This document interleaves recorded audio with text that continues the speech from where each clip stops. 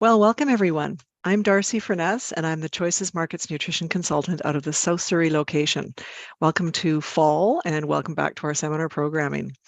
If you'd like to stay in touch with everything healthy, you can hook into our website at choicesmarkets.com, and you'll be contacted by a nutritionist nearest you. If you'd like to take advantage of our free nutrition services, you can access that through the website, or you can email nutrition@choicesmarkets.com, and you'll be put in touch with a nutritionist in the store closest to you. You can also follow us on Facebook and on Instagram. A couple of housekeeping details. Most of you are familiar with our nutrition coupons, and they look like this. And you're going to be getting one of these. You're going to pick it up actually in the store yourself. We've had a bit of a change in procedure. So at the end of the seminar around 8:30, you'll be sent an email. And in that email, you'll be able to identify which store is closest to you. And then within 48 hours, after 48 hours, you can pop into that store to pick up your nutrition coupon. So I'm going to see if I have some comments available tonight, some chat. We've had some issues with the YouTube platform here, and yeah, so I don't actually have access to my chat function on YouTube through this browser. So that's something that we need to work on with our IT department. So that means that unfortunately, we're not going to be able to get any questions from you tonight that I can pass on to Dr. Brix. But anything that you are wondering about, you can send to nutrition@choicesmarkets.com, and I'll refer them to the appropriate department if anything does go unanswered in our presentation. Okay, and now that we're live streaming to YouTube, you can come back and watch this presentation over and over again, which is actually pretty handy. We're going to run for about 45, 50 minutes tonight. And I'm going to pop out once I finish my brief intro of Dr. Jen, and then I'll pop back in towards the end. So tonight we've got Dr. Jennifer Brix, who's a practicing naturopathic doctor and health educator and public speaker, and she's got a passion for empowering her patients to achieve their optimal health. I'm delighted that she's sharing her expert knowledge about digestive complaints and hormone imbalances, and also she's an expert in brain-related conditions. Tonight, though, specifically, she's going to talk to us about how we can afford to maintain our health on a budget. And I know we're all concerned about money these days, and if those of us that have mortgages, mortgage rates are going up, the food bank requests are increasing, so we're all feeling the pinch for sure. So I think we're going to be quite grateful tonight to learn about how we can actually maintain our good health on a budget. So without any further ado, I'm going to pass this over to Dr. Jen, and please join me in welcoming her. Thank you, Darcy, and thank you everyone for spending your time here tonight. Thank you for the great intro. Again, I'm Dr. Jen, and I am a practicing naturopath. So I wish we could have the chat option today, but unfortunately that's not an option. I will share some information at the end that you can get a hold of me if you have any questions, or if you want to set up a discovery call or anything like that. So let's get right into it. And I don't want to be a Debbie Downer, but we are all facing a pretty significant global economic situation, and reeling from those impacts of high inflation, causing, you go into any kind of store, whether it's your local Choices store, or going, shopping for retail or whatever it may be, but we're seeing higher costs everywhere. So higher food costs specifically, which is impacting us very directly because we all require food to survive. We're seeing increased fuel costs, so gasoline, increased utilities, and then a lot of us are not being compensated with an increase in wages. We're seeing higher rents, of course, and higher mortgage rates on our homes. So all of these things are increasing our financial stress, and that is costing our health. And so this is really timely, this topic, I think, because it's a good time to reconsider what are we doing with our money, looking at our personal budgets, and really kind of allocating the things that we require every day, and putting a little bit more emphasis on those. So if we don't, of course, financial concerns can impact our health decisions, leading to poor health outcomes for both children and adults are making these decisions for children.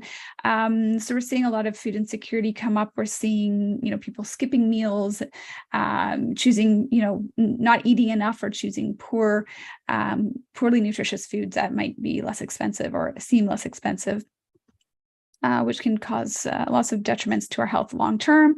We're overworking ourselves to kind of compensate We're limiting our socialization. So a lot of us maybe not going out with our friends as much, which can cause things like anxiety and depression. And then we're also seeing increased rates of insomnia. So again, really, really important. It is very Canadian, but it is also happening globally. So let's talk about how we can maintain optimum well-being during these uncertain times, because although this is an important question, the answer is yes, we can absolutely still maintain optimal health. And so we're going to talk about a few things today, how to make healthy and economical food choices. I've got a couple recipes that I'll share with you that are very simple, but there's a website that I'll refer to at the end, which you can get a lot of great ideas that kind of break it down into how much each meal will cost you. We'll talk about how to prevent nutritional deficiencies with fundamental supplements. So, we're talking tonight mostly about foundational health. So what you need on a daily basis. If there are 5 things you should take, this is the talk for you, right? We're going to talk about those things. We'll talk about how to engage in a low-cost exercise routine, so things you can do from home. Just got to carve out that time. How to manage stress and prevent burnout, so supporting those adrenal glands. And then finally, a little bit of information on how to help your sleep. Of course, all of these conversations really could require a whole hour, and we're not going to do 5 hours on this tonight. So I do implore you, if you do have further questions, reach out to your healthcare provider. Or again, if I practice in BC, you can always reach out to me for a discovery call. All right, so starting with first, making healthy and economical food choices. So the benefits of healthy eating is really, we talk about both quality and quantity of foods, but quality of food is key. They promote healthy dietary habits, and we want to make sure that we maintain that health so that we can have maximized health and vibrant future. So what healthy eating will do for you, of course, most of us will know all of these things, but it does impact every single cell and every tissue of your body. So eating well will help with your mood. It does help with your energy. It can help reset gut health. It's supportive for your connective tissue, like your bones, your teeth, your joints. Important, especially in children, for growth and development. Again, this time of year, great for immunity. If you just make sure you're getting some of those basics, you're going to help support protein synthesis of antibodies and really, again, get those white blood cells healthy and happy to combat colds and flus and any other virus that we may be exposed to. Healthy eating promotes a healthy weight. It does encourage the prevention of chronic disease. It improves memory, brain health, very key for fertility and pregnancy, and of course for healthy aging and longevity. All right. Oh, looks like we have the chat function on YouTube. Great. So we will have time for Q&A at the end. All right. Oops. All right. So what's the 85-15 rule? You may remember it used to be the 80-20 rule. I think we're just pushing it a little bit more right now. So let's talk about 85-15. So 85% of the time you want to eat healthy, especially if you're on a budget and you don't want to be spending, hundreds of dollars a month on supplements, and you can get a lot of this out of your food. 85% of the time, eat healthy. 15% of the time, you can kind of let things go or not be so stressed about staying strict to that. So this pyramid is similar to other pyramids. Really, the bottom of the pyramid is the most amount of food of the food group you should consume, and then second, third, fourth, and fifth. So you want to focus on fruits and vegetables, and especially in season fruits and vegetables, right? Things that are grown locally as well. It's going to be less expensive.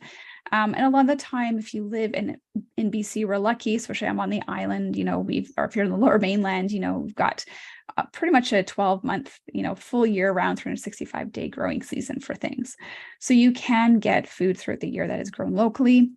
You also may have, the opportunity to know some of your farmers, right? Some of the neighbors that are around you, and you'll be aware that, these farmers practice organic farming, but maybe aren't completely certified. So you're going to get really healthy options without spending that extra amount on organic certification. Other options are, buying in season and then freezing your food. So if you have a freezer, or again, that is something you want to invest in, getting a freezer and freezing produce that you can use to make stews and soups and smoothies and things like that throughout, the other times of the year. Next, we look and focus on proteins like legumes, so peas, beans, lentils, those sorts of things, and then lean cuts of meat. So it is ideal, to get sustainably farmed and organic, grass-fed meat and things like that. It again can be a little bit more expensive, so that may mean that you limit that amount that you're purchasing and consuming, and maybe focusing again more on some of those legumes that can be very economical. Purchasing beans and lentils that are dried, and then soaking them, and then having them just like they would be fresh is a great idea. And then we have whole grains.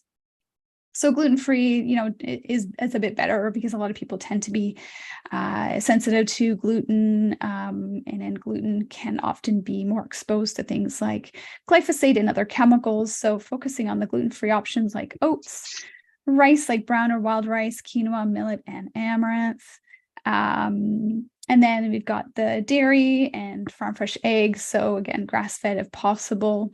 And then finally, nuts, seeds, fats, and oils to top it off. And a lot of these things, again, you can store in cold storage, in freezers, in the fridge, to extend the lifespan. So when you see a good deal, maybe buy a little bit more, but then make sure you preserve it well, so that you don't end up having to compost. Choose water as the main beverage of your choice. There's a lot of stuff out there about water quality. And again, depending on where you live, tap water might be perfectly fine. Or if, some parts of the Lower Mainland, I remember living there and it was, quite chlorinated, and you could really taste it. So in those cases, I used to leave, because I was a student and on a budget, I would get a pitcher of water and leave it out and let that chlorine sort of dissipate. Or you can even boil the water and have that off gas. And then you have a bit more tastier and cleaner water. That's an option. Use a variety of herbs. I hope you guys can see that there. Maybe I'll put myself down in the corner. Use a variety of herbs and spices. Again, fresh is best a lot of the time, but also dried is a great, more economical way to go. And the bulk aisle is a good option as well. Look for healthy snacks, fruits and vegetables and nuts. And then always include foundational supplements as needed. So that's the 85-15 rule. Other things that maybe a bit more behavioral things that you want to keep in mind is to practice meal planning. This can get, it's a little bit difficult in the beginning to start out, but honestly, once you've had put up a couple weeks and you've got that going, it's great, because you know exactly what to purchase, what to look for. And then again, if you see a really great deal on something, you can buy more, save it for the next time you're going to make that recipe. So make your favorite recipes and practice that meal planning. Always follow your grocery list. I have a very big weakness for this. I'll go into a store and sometimes I'll go in hungry, which is never a good idea. And then you're buying things that you're kind of craving, or, quick grabs, something that's going to satisfy you immediately. So make a list and follow it, and try not to deviate as much as you can. Shop for deals. So, clip coupons, compare prices. I grew up with my mother doing this, so I think I've got a good baseline. It is a great, practice to get into.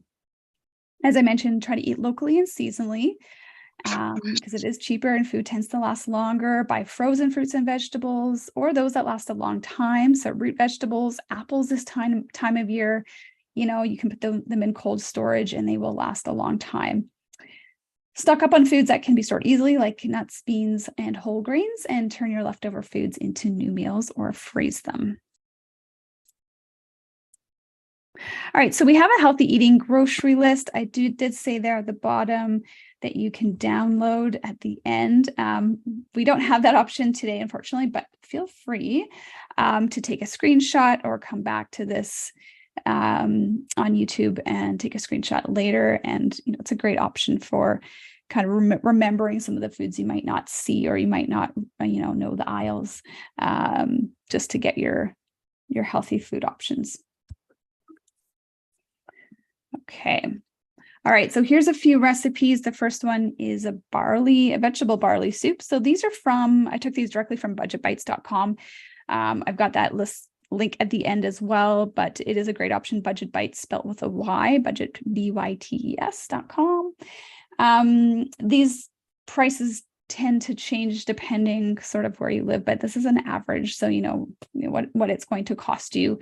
And at the end of the day, for example, this recipe is, $1.11 a serving, or $6.67 for the recipe that feeds 6 people. So $1.11, not too shabby for a great option and a nice hearty. You're way off.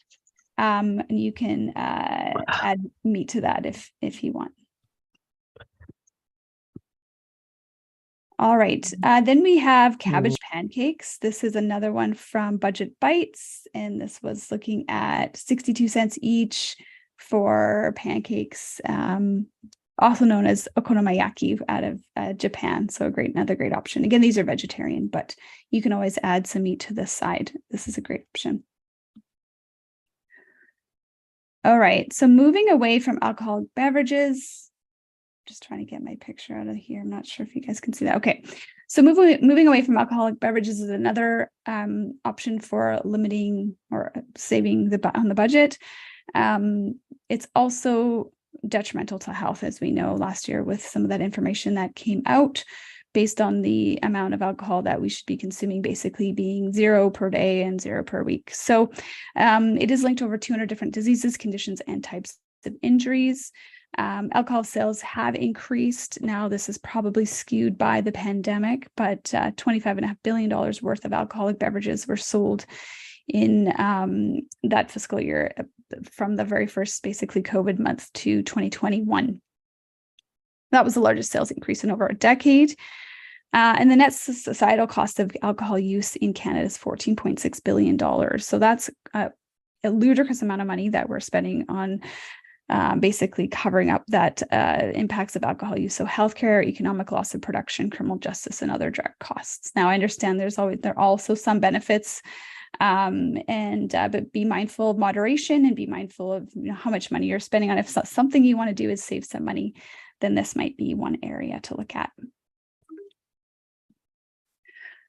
So ways to save on alcohol would be to, of course, cut back or quit drinking, staying home to have a beverage, consider drinking during happy hour, sticking to your budget, not going beyond that. And then there are a lot of great options, especially at Choices. We've always got some great ideas, different types of kombuchas you can get, all the different types of sparkling and even alcohol-free.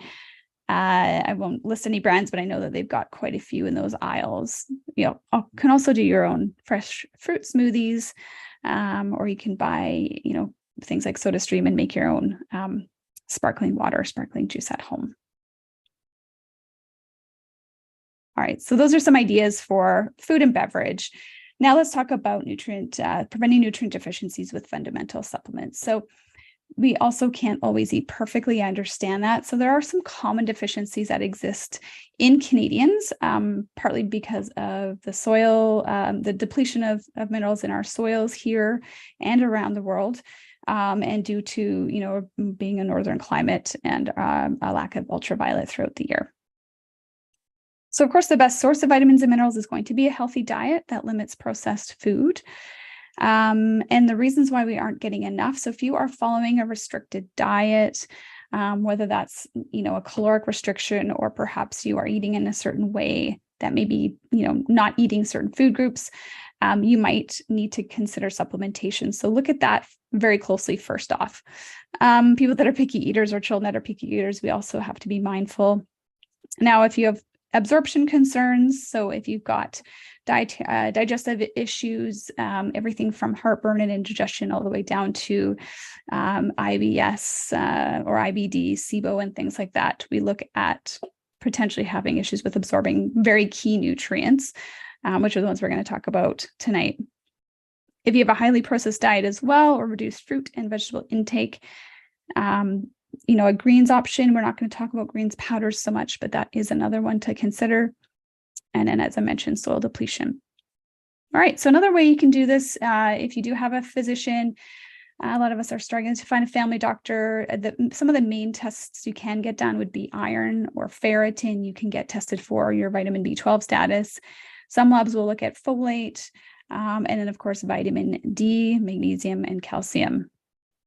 You can also get tested for other minerals, just generally have to pay out of pocket. But if it's something you're interested in knowing, then it might be worth your while. All right, so let's start with the main nutrient that we find to be deficient in our population, and that would be the mineral magnesium. So magnesium is an essential nutrient required in more than 300 different metabolic reactions.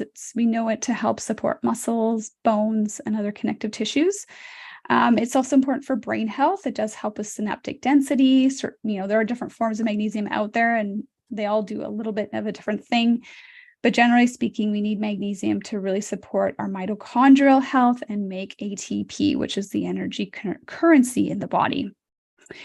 So diets lacking or diets high in processed food lack magnesium. And also because our soils are so depleted, we find that magnesium levels are very different than they were, even 60, 70 years ago.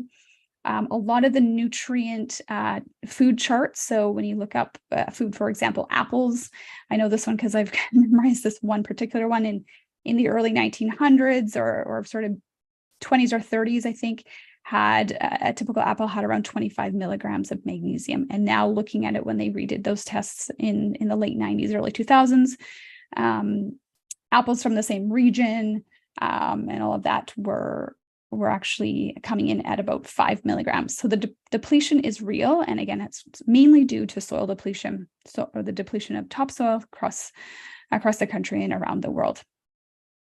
So deficiencies in magnesium can impact muscle health. So some people will get twitching or cramping, eye twitches. It can impact sleep, falling asleep and staying asleep. It's very important for stress balance. So it can make you more prone to the detriments of stress. And it is important for bone health and brain health as well. So as I mentioned, there's many different types of magnesium on the market. If you're looking to absorb it, try to stay away from magnesium oxide. That is a laxative. It's probably going to be the least expensive option for you in the health food store, but it is one that is not recommended if you're trying to get magnesium into your body. So look for magnesium citrate. Again, you're not going to break the bank with this. You can find it in capsules and you can find it in powder. And for children, you can also find it in chewable tablets. The next supplement would be vitamin D3. Again, you can get tested for this one. It's about $75 or $80. So it's, it's not inexpensive to get tested, and it is inexpensive to supplement. So, you kind of have to weigh those odds, but you can do too much. So you also want to make sure you're following the recommended daily intake if you don't know where your levels sit. This is a really great time to test your vitamin D. So you're going to, if you spend some time outside, this is kind of the time where you should have the highest amount of vitamin D in your system. So you can kind of have a good gauge as to the most you'll get in a calendar year, because we're coming off of summer. At the end of winter, beginning of spring is another great time to test, because you'll see your very low amount. So whenever you decide to test yourself, keep in mind those times of the year, and then you'll be able to gauge how much you should be taking on a regular basis. Health Canada does recommend up to 2,500 IUs per day. So you can now get liquids and soft gels that are 2,500 international units per single drop or per single capsule. So that's another thing to look at. You can easily get a high dose in one single pill. All right, so many individuals lack sufficient vitamin D. I think when in the clinic in Kelowna, I tested many of my patients, and a good 90 to 95% of them were deficient in vitamin D. I was quite shocked because, as many of you may know, like Kelowna has a very sunny summer. We got lots of sun, but it's also very hot. So a lot of people don't go out. And it's also, with the fire, wildfire smoke exposure, a lot of people are avoiding the outdoors. And so if you live in a region that may have been impacted with air quality this summer, then your levels of vitamin D are likely going to be a lot lower than they may have been in previous years. Moving back to the island and practicing here, which is where I thought vitamin D would be lower, is actually shockingly improved and better than what I saw in the Okanagan. So vitamin D is important for immune system function, for the maintenance of connective tissue like your bones and your teeth, and also for mood. All right, probiotics. So the gut is very complex, but if we could take one thing for gut health, it would be probiotics, because our microbiome is very complex. And unfortunately, we are exposed to antibiotics and antimicrobial components regularly. It's in our food and it can be in our water, and other things will impact our gut microbiome, including stress, which, again, a lot of us probably experienced in our lifetime. So prolonged stress, antibiotic therapy, traveling, and food waterborne pathogens can disrupt the natural protective balance of our good bacteria. Probiotics help to restore and maintain a healthy, balanced gastrointestinal flora. They help to reduce antibiotic-associated digestive diarrhea and discomfort.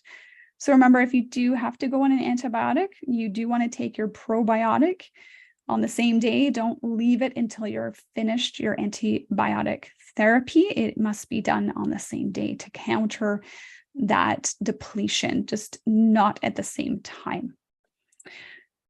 Probiotics support GI integrity and healthy inflammatory response. They're very important for immune health. 70% at least of our immune system is located in our gut. And we know that supplementing with good bacteria can actually reduce incidence of colds and flus and other viral infections, as well as controlling allergies, so seasonal allergies. They're also connected to the brain through the gut-brain axis. So certain strains will help with anxiety and mood. Now, if you're looking for something more foundational, which is really what we're talking about today, and economical choices, then you want to look at something that's going to have a few strains at least, some acidophilus, so lactobacillus, and some bifido. Those are the two main, the genus that are in our systems. And you can look for different ways of taking that. Again, you can find probiotics in powders, especially for kids. That's really helpful, or in capsules, very easy to take. Generally, I think a 10 billion to maybe 12 billion daily if you're healthy. And if you have some gut discomfort or some issues with that, then you want to look at perhaps doubling that dosage if you're an adult. All right, next one would be omega-3 fatty acids. For a few reasons, this is on my list, because we're not getting enough in our diet, generally speaking. A lot of us may or may not consume fish products, so I have recommended 2 fish oils, but you can find similar components in vegan-friendly options. And the other reason it's on my list is because of the pervasiveness of inflammation in our lives. So inflammation is involved in pretty well every disease process and can be increased by, again, things like stress and infection. So omega-3 fatty acids, they are essential, meaning we can't make them in our body. We have to consume them through our food.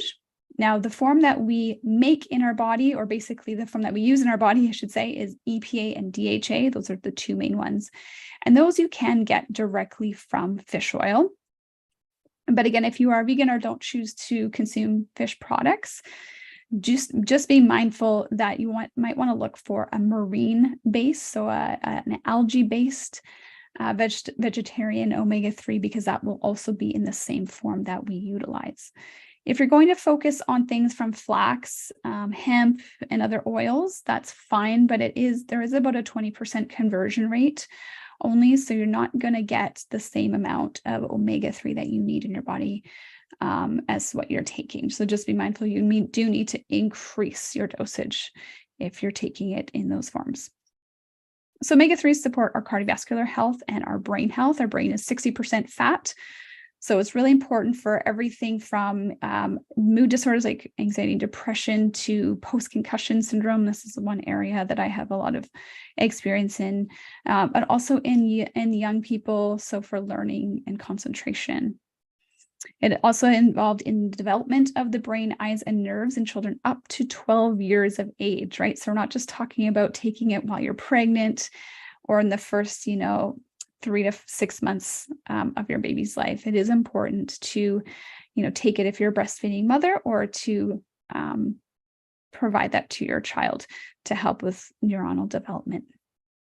It's also, they're also helpful for managing dyscholesterolemia, basically poor cholesterol functioning in the body. So high LDL and low HDL, it can help with balancing that ratio and lowering triglycerides. And finally, we've got the B vitamins. So the B vitamins are also on my list, again, because stress is pervasive and because our Bs are water soluble, meaning that even if we do get lots in our food, we do excrete them quickly. We don't store our B vitamins, with the exception of B12. And we do deplete these with stress. And there are also a lot of medications that deplete our different vitamin Bs. You can get lists, you can sort of find lists online. Again, if you reach out to your healthcare provider, if you are on particular medications, you can be provided sort of a recommended intake to counter that depletion. And then you might want to focus on 1 or 2 different B vitamins rather than a complex. But if you're generally healthy and maybe just don't eat the best all the time, then a B complex is a great option, and you can get very affordable blends of all of the different B vitamins. All right, so let's switch gears here a little bit. We'll talk about exercise because we don't want to ignore that component. So physical activity, right, really important. It helps your body get moving. It makes you breathe more quickly, gets your heart beating faster. Many different ways to do it. Try to think of the things that you do around your home, and maybe you're getting a lot anyway. I mean, I'm a mother of a 2-year-old, so I'm doing cleaning and chasing and cooking and laundry and all these things that also add up to exercise and physical activity. Physical activity will help to improve body composition, reduce the risk of disease, increase energy levels. It definitely will support sleep and immunity, help with mental and cognitive health, promote longevity, and support high quality of life in your later years.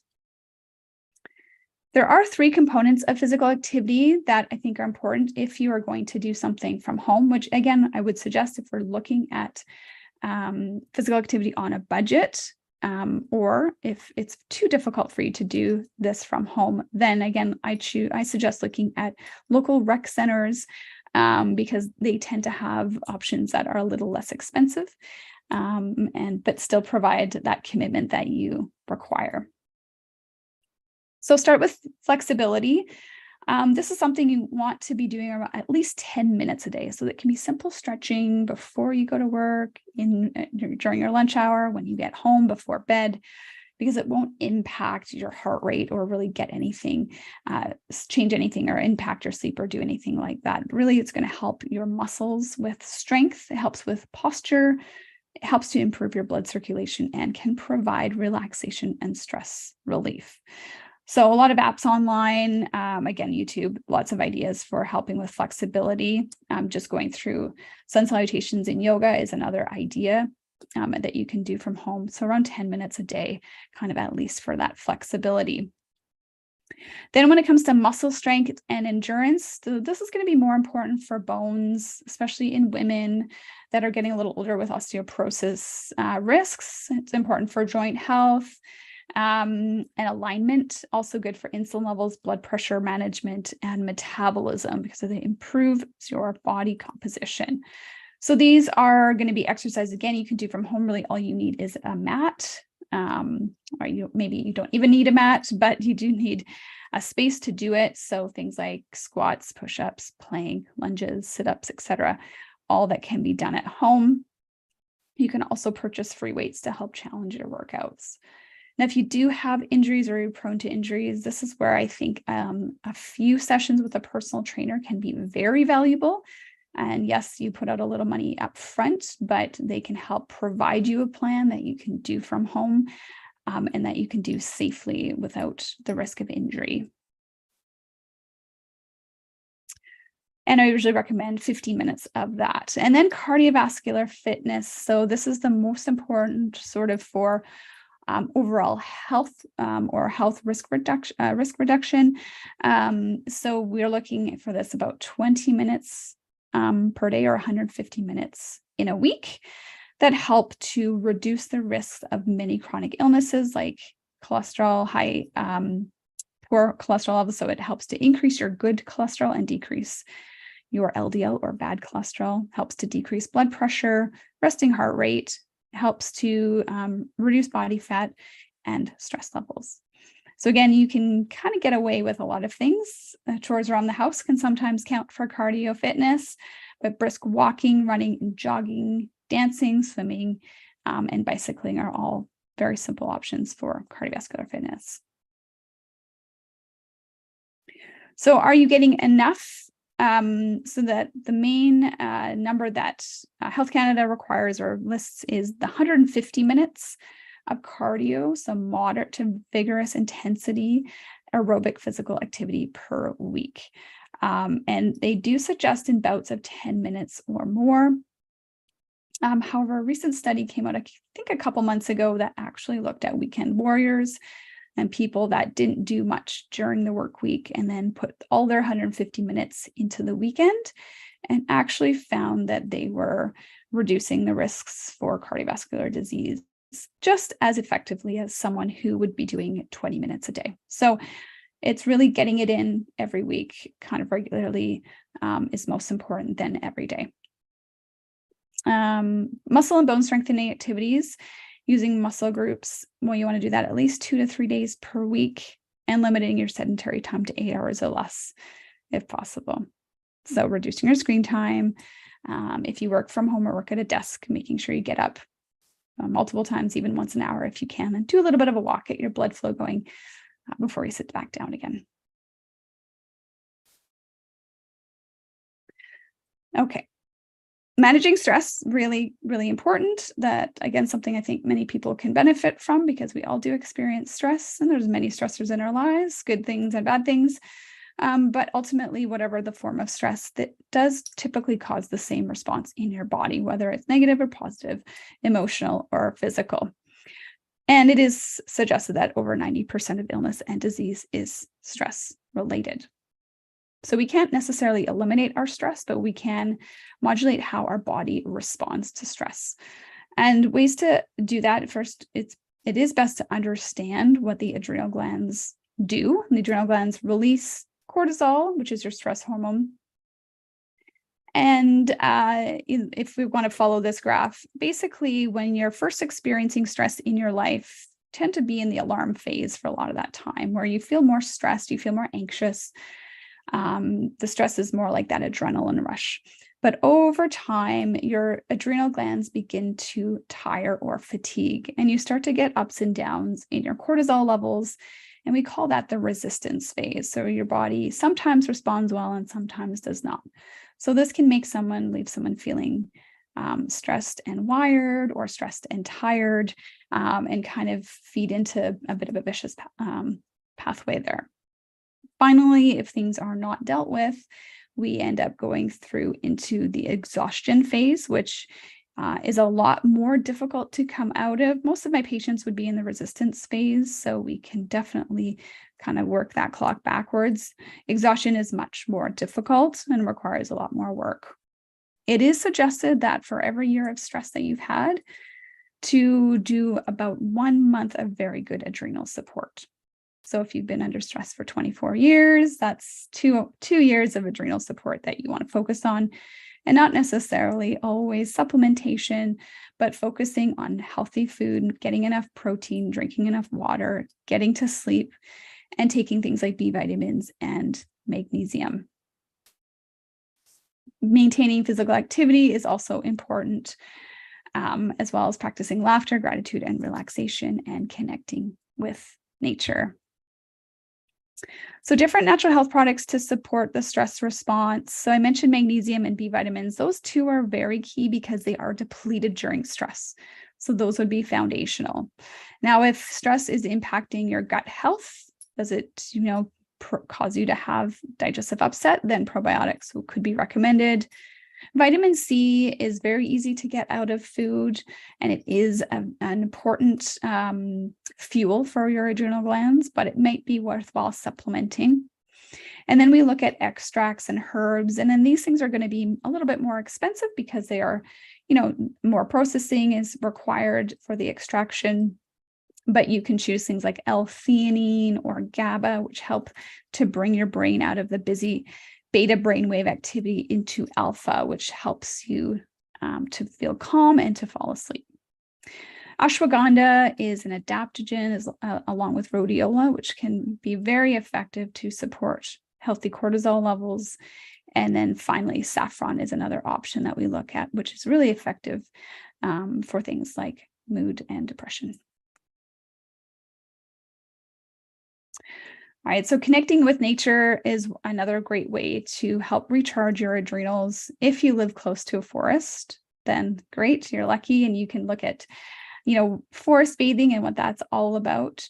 But just getting outside, whether, if you live in a city, I'm sure there are, city parks nearby, or just when you walk down a busy road, focus on some vegetation that might be growing, or, do a bit of a gratitude check with yourself, but doing it outside can help change that situation that you're inside and help with balancing that cortisol. You can hug a tree. It's cliche, but definitely it can be therapeutic. Standing barefoot on grass, especially in the early morning on that dew, again, sounds a little funny, but something one of my very first naturopathic professors talked about close to 20 years ago when I was in school, and something that he practiced every day. And I still think about that every morning when I let my dog out. Just ground yourself when you can. Enjoy a meal on your patio if you have one, and grow your own food again if you're able to. All right, finally, let's get into sleep as we approach the nighttime here. How much sleep is important? Well, I think, to be honest, after seeing so many patients over the last 20 years, people differ, and sometimes 6 hours is enough for some people, but on average, 8 hours is key. And it is more important as we are younger. So if you have children, or you're under 18 listening to this today, then you want to look at getting more closely to 9, 10, even up to 15 hours for little ones. But again, adults, 8 hours is that golden number. And the reason why it's so important is because we do a lot of our repair and restoration while we are sleeping.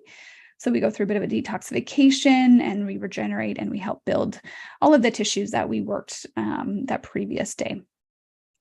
Now, a lot of people can't sleep, and stress plays a huge role. So this is where, again, adrenal support is very important because it can actually help to modulate your cortisol. Cortisol is important for sleep, however. So having high cortisol, yes, will impact your melatonin, causing you to have issues with falling asleep. But if you don't have enough cortisol because you're in that burnout stage, it will actually impede your ability to enter the REM sleep cycles. So, and REM is, again, when we do a lot of restoration. So it is important to have enough cortisol, but not too much. We also know that a single night of disrupted sleep can actually bring your cortisol up the next day. And so if you have 4 hours of sleep one night, your cortisol will go up the following day. And then that could impact your melatonin, cause your ability to fall asleep to not occur. And then you're having, again, that bit of a vicious cycle. So adrenal support is key. But in addition to that, other things you can do, we'll talk about, including limiting screen time and sort of having, a bit of downtime before you go to sleep. So restorative sleep is important for recharging the body and the mind. It helps to improve energy, productivity, and concentration. It does reduce stress and lower the risk of chronic disease, such as obesity, heart disease, hypertension, or high blood pressure, diabetes, anxiety, and depression. It also improves immune function and helps to process memories, supporting your brain. Cost-effective steps for restorative sleep, besides running straight to a supplement or medication, it is really important to identify and address the causes of insomnia. So why are you not sleeping? Is it because of stress? Is it because your adrenals are taxed too much or not, or are they burnt out? Are you eating well? Are you eating enough? Are you getting enough fiber? That can really impact blood sugar levels, and blood sugar levels, when they are unstable, can really impact your sleep, because the liver during your sleep cycle will start to dump glucose into your bloodstream, converting glycogen into glucose. And without that management, you can get spikes and drops, which can cause you to wake up. So I find that taking a fiber before bed can be very helpful to help manage those blood sugar levels throughout the night. So eating well and engaging in regular exercise, managing your sources of stress and supporting your adrenals, establishing a very healthy bedtime routine, and eliminate those inhibitors of sleep, such as screens, lights outside, or lights in the room that can impact your melatonin's ability to be released from the pineal gland. So create a relaxed sleep environment. Maybe that means, having a nice warm bath before bedtime. And then if required, you can use natural sleep aids. So magnesium, melatonin, L-theanine, and then herbs like chamomile, valerian, hops, and passion flower. And then you can also make teas out of some of these things as well, which can create a nice routine for you before you go to bed. Now, insomnia and mood changes can be serious, and so it is important to seek advice if you do have insomnia lasting for longer than 4 weeks, and if it's interfering with your daytime activities, quality of life, and ability to function. If you are concerned of sleep apnea, so if you gasp at night, or if your partner says that you snore really loudly, you can get assessed for sleep apnea freely. You can, again, your healthcare provider can easily just fax off that requisition, and someone at a sleep clinic will give you a call, and you can get a free sleep assessment to determine whether there is sleep apnea. Other things that can cause issues with sleep include heartburn, anxiety, depression, and pain. And also, new medications can interrupt your sleep. Generally, there's not a lot of supplements that will do that. But if, on a rare occasion, B vitamins can be a little energizing. So of the things that we've discussed today, B vitamins might be one that you want to move up towards your lunch or breakfast rather than your bedtime. All right, so I'm going to pause here. We're almost finished. I did want to just quickly mention something called Ishura. For those of you who do take supplements, this you may already know about this, or this might be very interesting to you. That Ishura is a local, I'll say local, it is a BC third-party testing facility out of Burnaby that tests for contaminants in healthcare products. Many different brands using this. Ishura, so Natural Factors, which are the products we discussed tonight, but also things from Assured Naturals and the 13 brands under that. And Ishura is testing for contaminants, including heavy metals, glyphosate, but also looking for genetically modified organisms. So it is the only testing facility in Canada that is doing this, unlike some of the others that are, at the time were very good, but mostly a paper trail. Well, this is actually a testing facility. So with Ishura, when you see this emblem on your supplements, you're going to get clean products. You're also going to know that the amount that you're seeing listed on the label is what you're actually getting in the product. We see this a lot in the US, unfortunately, where label claims are not being met. And again, if you're on a budget, you don't want to be spending money on supplements that don't have what you're looking for and not enough to provide a therapeutic effect. So for more information, feel free to please reach out to Choices. I know Darcy provided the email at the beginning. Maybe she'll provide that again to everyone. But if you need to learn more about Natural Factors products, there's some tags there. And then for myself, Dr. Jen ND or Fresh Health, and my website, freshhealth.ca. I've also got the Budget Bites recipe website there for you as well. So feel free to take a screenshot. and get cooking and start saving some money on your health.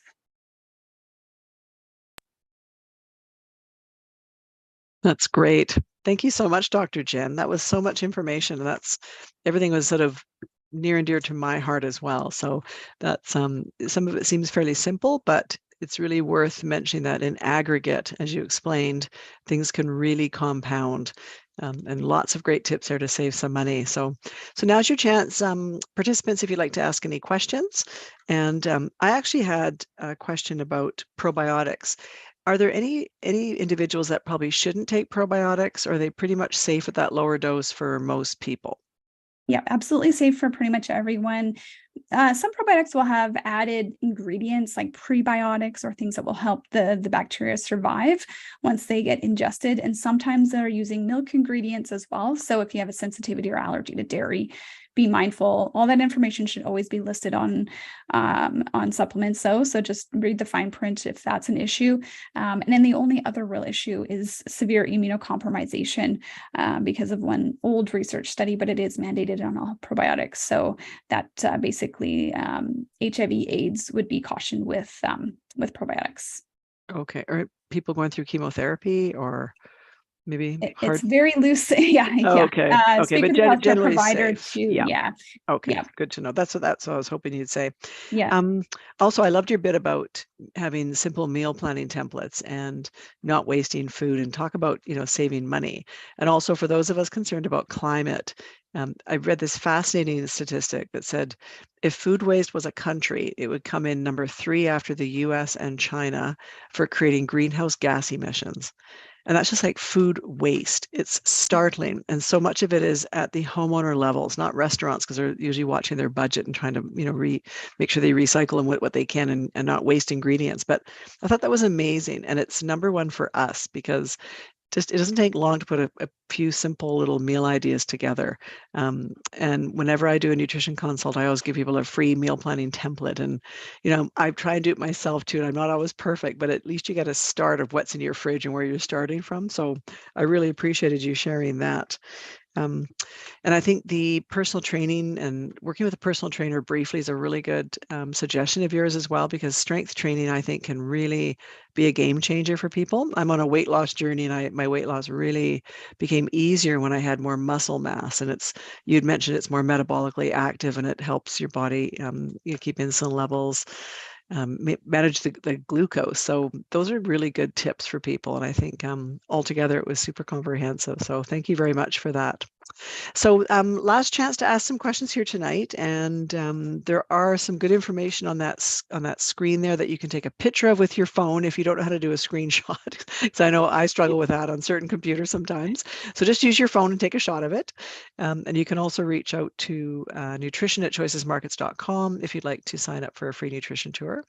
And thank you for joining us on our seminar tonight. And wait for your email about 8:30, and then you can figure out how to get your nutrition coupon to thank you for attending. So thank you again, Dr. Jen, for sharing your time and your expertise with us.